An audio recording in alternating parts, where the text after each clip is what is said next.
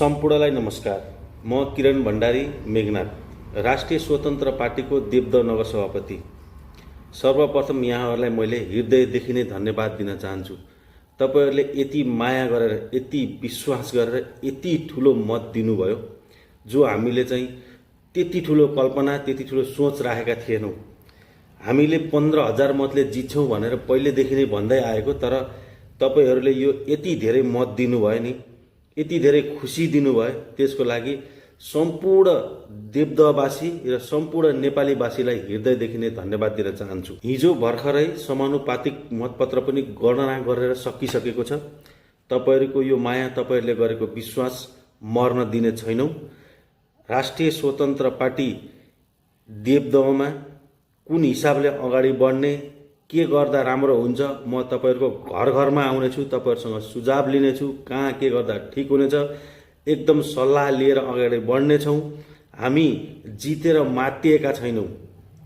अरूलाई पनि हारेर नआत्तिन हामीले अनुरोध गर्दछौँ। किनभने हामी जुन जित, राष्ट्रिय स्वतन्त्र पार्टीले जुन तरिकाले जित निकाल्यो नि, यो तरिकाले अरू कुनै पार्टीले जितेको थियो भने हामीलाई बोल्न पनि दिँदैनथ्यो, हामीलाई हिँड्न पनि दिँदैनथ्यो।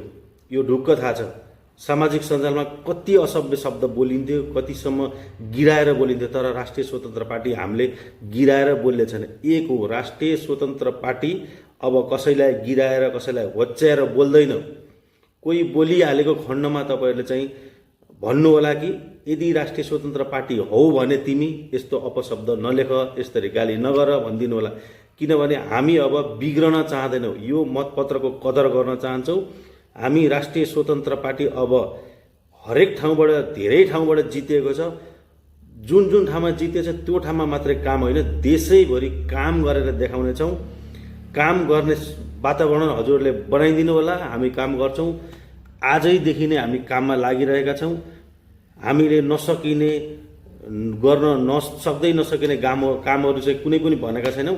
तपाईहरूको घरमा भोट माग्न आउँदाखेरि हामीले लिएर आएका बाचापत्रहरू हेरेर हामीलाई 5 वर्षभित्र भएन भने राष्ट्रिय स्वतन्त्र पार्टीलाई अर्कोचोटि भोट पनि नदिनु, हामी पनि भोट माग्न आउँदैनौँ।